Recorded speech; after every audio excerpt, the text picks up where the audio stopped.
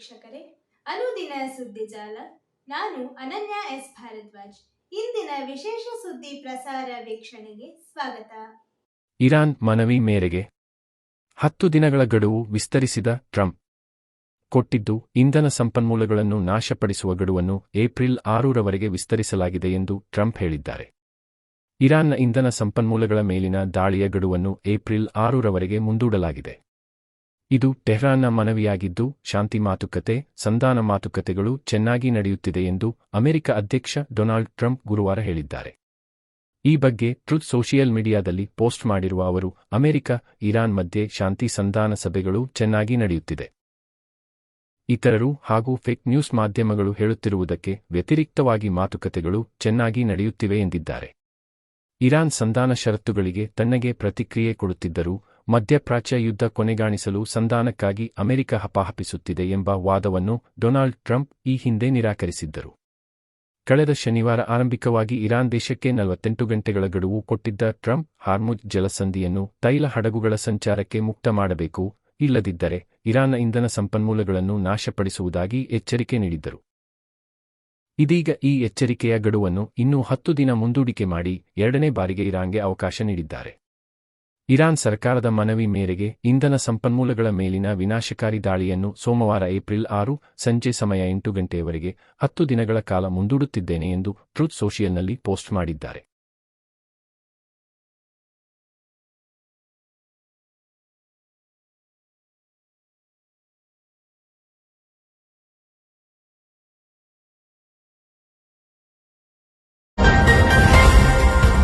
ಹೊರ್ಮುಜ್ ಭಾರತ ಸೇರಿ 5 ಮಿತ್ರ ರಾಷ್ಟ್ರಗಳ ಹಡಗುಗಳಿಗೆ ಅವಕಾಶ ನೀಡಿದ ಇರಾನ್. ಭಾರತ ಸೇರಿದಂತೆ 5 ಮಿತ್ರ ರಾಷ್ಟ್ರಗಳಿಗೆ ಹೊರ್ಮುಜ್ ಜಲಸಂಧಿಯನ್ನು ಮುಕ್ತಗೊಳಿಸಿರುವುದಾಗಿ ಇರಾನ್ ವಿದೇಶಾಂಗ ಸಚಿವ ಸೈಯದ್ ಅಬ್ಬಾಸ್ ಅರಾಗ್ಚಿ ಹೇಳಿದ್ದಾರೆ. ಚೀನಾ, ರಷ್ಯಾ, ಭಾರತ, ಇರಾಕ್ ಮತ್ತು ಪಾಕಿಸ್ತಾನದತ್ತ ತೆರಳುವ ಸರಕು ಸಾಗಣೆ ಹಡಗುಗಳಿಗೆ ನಾವು ಹೊರ್ಮುಜ್ ದಾಟಲು ಅವಕಾಶ ನೀಡಿದ್ದೇವೆ ಎಂದು ಗುರುವಾರ ತಿಳಿಸಿದ್ದಾರೆ. ಇರಾನ್ನ ಶತ್ರುಗಳೊಂದಿಗೆ ಕೈಜೋಡಿಸಿರುವ ದೇಶಗಳ ಹಡಗುಗಳಿಗೆ ಹೊರ್ಮುಜ್ ದಾಟಲು ಅವಕಾಶ ನೀಡುವುದಿಲ್ಲ ಎಂದು ಅವರು ಸ್ಪಷ್ಟಪಡಿಸಿದ್ದಾರೆ. ಹೊರ್ಮುಜ್ ಜಲಸಂಧಿ ಮೂಲಕ ಹಡಗುಗಳ ಸಂಚಾರಕ್ಕೆ ಇರಾನ್ ನಿರ್ಬಂಧ ಹೇರಿದ ಬೆನ್ನಲ್ಲೇ ಅಂತಾರಾಷ್ಟ್ರೀಯ ಮಾರುಕಟ್ಟೆಯಲ್ಲಿ ತೈಲ ಪೂರೈಕೆಯಲ್ಲಿ ವ್ಯತ್ಯಯ ಉಂಟಾಗಿತ್ತು. ಹೊರ್ಮುಜ್ ಬದಲಿಗೆ ಪರ್ಷಿಯನ್ ಮತ್ತು ಒಮಾನ್ ಕೊಲ್ಲಿಯ ಮೂಲಕ ತೈಲ ಹಡಗುಗಳು ಸಂಚರಿಸುತ್ತಿದ್ದವು. ಆದರೆ ಈ ಮಾರ್ಗವು ವಿಶ್ವದ ಒಟ್ಟು ತೈಲ ಮತ್ತು ಎಲ್ಎನ್ಜಿ ಬೇಡಿಕೆಯ 20% ಮಾತ್ರ ಪೂರೈಸುತ್ತದೆ. ಪಶ್ಚಿಮ ಏಷ್ಯಾ ಸಂಘರ್ಷ ಶಮನಕ್ಕೆ ಮತ್ತು ಹೊರ್ಮುಜ್ ಜಲಸಂಧಿ ಮೂಲಕ ತೈಲ ಹಡಗುಗಳ ಮುಕ್ತ ಸಂಚಾರಕ್ಕೆ ಭಾರತವು ಕೆಲವು ವಾರಗಳಿಂದ ರಾಜತಾಂತ್ರಿಕ ಪ್ರಯತ್ನಗಳನ್ನು ನಡೆಸಿತ್ತು. ಪಶ್ಚಿಮ ಏಷ್ಯಾ ಬಿಕ್ಕಟ್ಟು. ಇಂದು ಮುಖ್ಯಮಂತ್ರಿಗಳ ಜತೆ ಪ್ರಧಾನಿ ಮೋದಿ ಸಂವಾದ. ಪಶ್ಚಿಮ ಏಷ್ಯಾ ಬಿಕ್ಕಟ್ಟಿನ ಪರಿಣಾಮಗಳನ್ನು ಎದುರಿಸುವ ಕುರಿತು ಚುನಾವಣೆ ಘೋಷಣೆಯಾಗಿರುವ ರಾಜ್ಯಗಳನ್ನು ಹೊರತುಪಡಿಸಿ ಉಳಿದ ಎಲ್ಲ ರಾಜ್ಯಗಳ ಮುಖ್ಯಮಂತ್ರಿಗಳ ಜೊತೆ ಪ್ರಧಾನಿ ನರೇಂದ್ರ ಮೋದಿ ಅವರು ಶುಕ್ರವಾರ ಸಂವಾದ ನಡೆಸಲಿದ್ದಾರೆ ಎಂದು ಮೂಲಗಳು ತಿಳಿಸಿವೆ. ಪಶ್ಚಿಮ ಏಷ್ಯಾ ಬಿಕ್ಕಟ್ಟಿನ ಕುರಿತಾಗಿ ಮೊದಲ ಬಾರಿಗೆ ಮುಖ್ಯಮಂತ್ರಿಗಳ ಜತೆ ಪ್ರಧಾನಿ ಅವರ ಸಂವಾದ ನಡೆಯಲಿದೆ. ಯುದ್ಧದ ಪರಿಣಾಮಗಳನ್ನು ಎದುರಿಸಲು ಕೈಗೊಂಡಿರುವ ಸಿದ್ಧತೆಗಳು ಮತ್ತು ಯೋಜನೆಗಳ ಕುರಿತು ಪ್ರಧಾನಿ ಅವರು ಮುಖ್ಯಮಂತ್ರಿಗಳ ಜೊತೆ ಶುಕ್ರವಾರ ಸಂಜೆ ವಿಡಿಯೋ ಸಂವಾದ ನಡೆಸಲಿದ್ದಾರೆ ಎಂದು ಮೂಲಗಳು ಹೇಳಿವೆ. ತಮಿಳುನಾಡು, ಪಶ್ಚಿಮ ಬಂಗಾಳ, ಅಸ್ಸಾಂ, ಕೇರಳ ಮತ್ತು ಕೇಂದ್ರಾಡಳಿತ ಪ್ರದೇಶ ಪುದುಚೇರಿಯಲ್ಲಿ ಚುನಾವಣಾ ನೀತಿ ಸಂಹಿತೆ ಜಾರಿಯಲ್ಲಿರುವ ಕಾರಣ ಅಲ್ಲಿನ ಮುಖ್ಯಮಂತ್ರಿಗಳಿಗೆ ಸಭೆಗೆ ಆಹ್ವಾನ ನೀಡಿಲ್ಲ. ಅಲ್ಲಿನ ಮುಖ್ಯ ಕಾರ್ಯದರ್ಶಿಗಳ ಜೊತೆ ಸಂಪುಟ ಸಚಿವಾಲಯವು ಪ್ರತ್ಯೇಕ ಸಭೆ ನಡೆಸಲಿದೆ. ಬಸ್ ಟಿಪ್ಪರ್ ನಡುವೆ ಅಪಘಾತ, ಬೆಂಕಿ ಹೊತ್ತಿ 14 ಮಂದಿ ಸಜೀವ ದಹನ.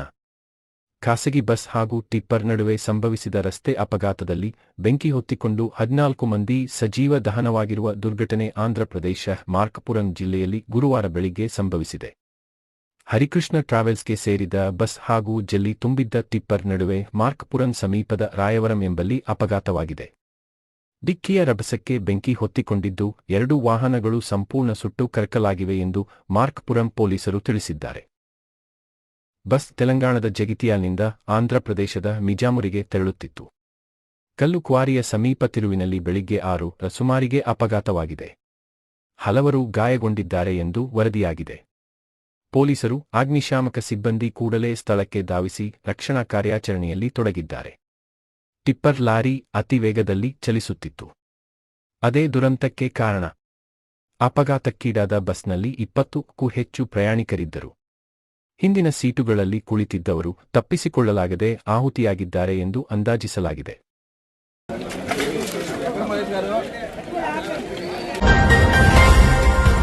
ಮುಡಾ ಪ್ರಕರಣ. ಮುಖ್ಯಮಂತ್ರಿ ಸಿದ್ದರಾಮಯ್ಯಗೆ ಹೈಕೋರ್ಟ್ ತುರ್ತು ನೋಟಿಸ್. ಮೈಸೂರು ನಗರಾಭಿವೃದ್ಧಿ ಪ್ರಾಧಿಕಾರ ಮುಡಾ ನಿವೇಶನಗಳ ಅಕ್ರಮ ಹಂಚಿಕೆ ಆರೋಪ ಪ್ರಕರಣದಲ್ಲಿ ಬಿಜೆ ರಿಪೋರ್ಟ್ ಅಂಗೀಕರಿಸಿದ ಜನಪ್ರತಿನಿಧಿಗಳ ವಿಶೇಷ ನ್ಯಾಯಾಲಯದ ಕ್ರಮವನ್ನು ಪ್ರಶ್ನಿಸಲಾದ ಅರ್ಜಿಗೆ ಸಂಬಂಧಿಸಿದಂತೆ ಮುಖ್ಯಮಂತ್ರಿ ಸಿದ್ದರಾಮಯ್ಯ ಮತ್ತು ಇತರರಿಗೆ ತುರ್ತು ನೋಟಿಸ್ ಜಾರಿಗೊಳಿಸಲು ಹೈಕೋರ್ಟ್ ಆದೇಶಿಸಿದೆ. ಈ ಸಂಬಂಧ ದೂರುದಾರ ಸ್ನೇಹಮಯಿ ಕೃಷ್ಣ ಸಲ್ಲಿಸಿರುವ ಕ್ರಿಮಿನಲ್ ಅರ್ಜಿಯನ್ನು ನ್ಯಾಯಮೂರ್ತಿ ಎಸ್. ಸುನಿಲ್ ದತ್ ಯಾದವ್ ಅವರಿದ್ದ ಏಕಸದಸ್ಯ ನ್ಯಾಯಪೀಠ ಗುರುವಾರ ವಿಚಾರಣೆ ನಡೆಸಿತು.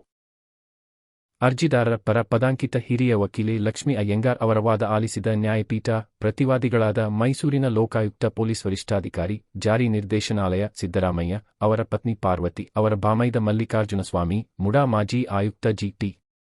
ದಿನೇಶ್ ಕುಮಾರ್ ಹಾಗೂ ಜೆ. ದೇವರಾಜು ಅವರಿಗೆ ತುರ್ತು ನೋಟಿಸ್ ಜಾರಿಗೊಳಿಸಲು ಆದೇಶಿಸಿ ವಿಚಾರಣೆ ಮುಂದೂಡಿತು. ಮೈಸೂರು ಲೋಕಾಯುಕ್ತ ಪೊಲೀಸ್ ವರಿಷ್ಠಾಧಿಕಾರಿ 2025ರ ಫೆಬ್ರವರಿ 12ರಂದು ಜನಪ್ರತಿನಿಧಿಗಳ ಸೆಷನ್ಸ್ ನ್ಯಾಯಾಲಯಕ್ಕೆ ಬಿ ರಿಪೋರ್ಟ್ ಸಲ್ಲಿಸಿದ್ದರು. ನ್ಯಾಯಾಲಯ 2026ರ ಜನವರಿ 28ರಂದು ಇದನ್ನು ಅಂಗೀಕರಿಸಿತ್ತು.